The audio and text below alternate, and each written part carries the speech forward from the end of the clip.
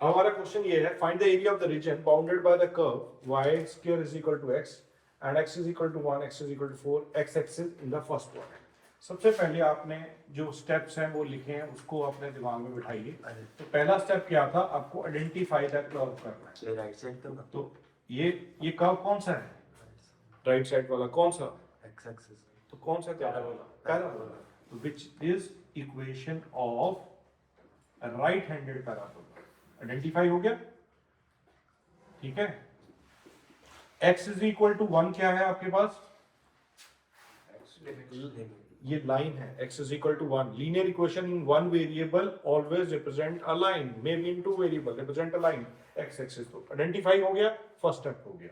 अब हम इनका रफ स्केच बनाएंगे।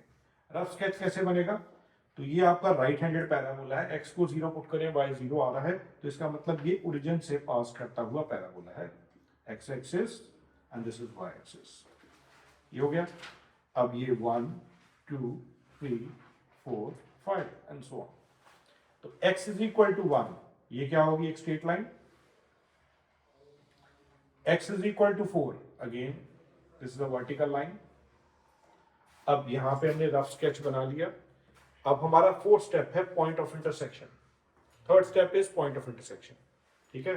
तो पॉइंट ऑफ इंटरसेक्शन कौन से हैं, ये आपके पास 4 पॉइंट ऑफ इंटरसेक्शन आ रहे हैं।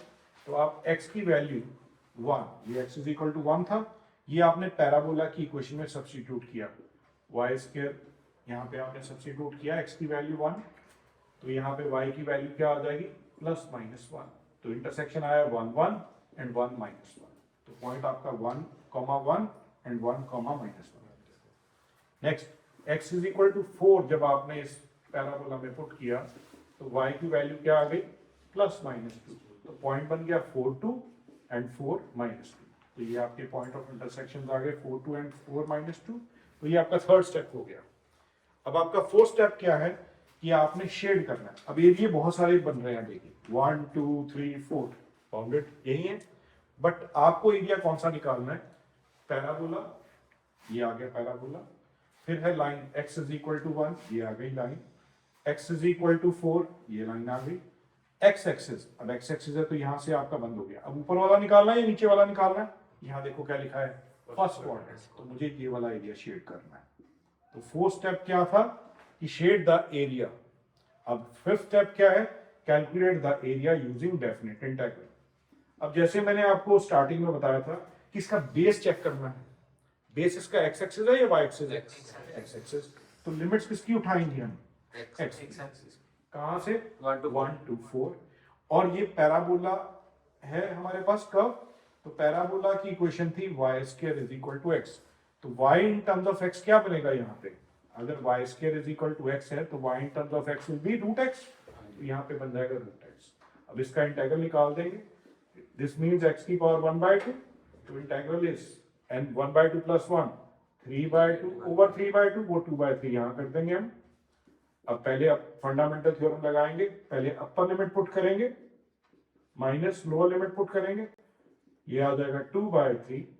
4 square is 4 is written as 2 square power 3/2, तो 2 raised power 3 is 8, 8 minus 1 is 7, तो ये आपके पास बन जाएगा 14/3 स्क्वायर यूनिट।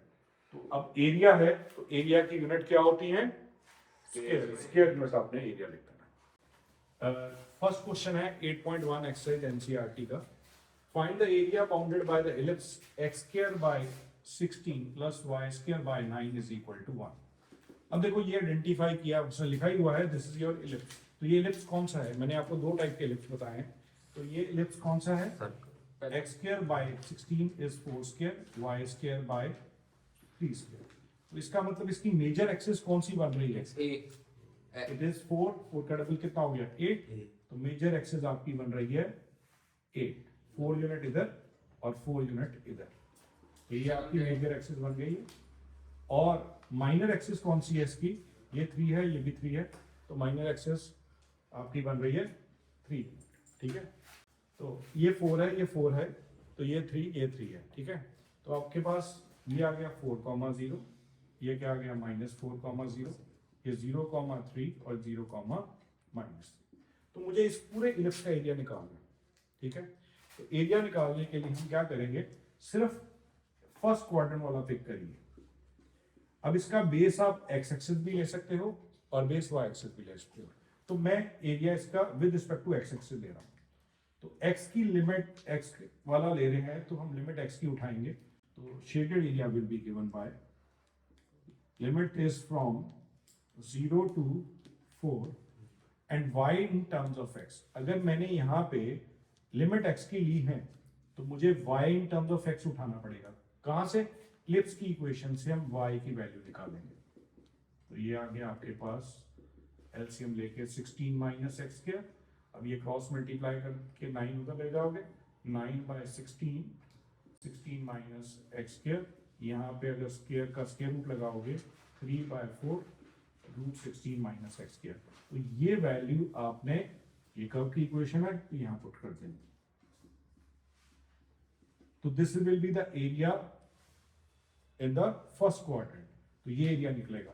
और हमें अगर पूरे इलिप्स का एरिया निकालना है तो इसको क्या करेंगे, 4 से मल्टीप्लाई कर देंगे, ठीक है।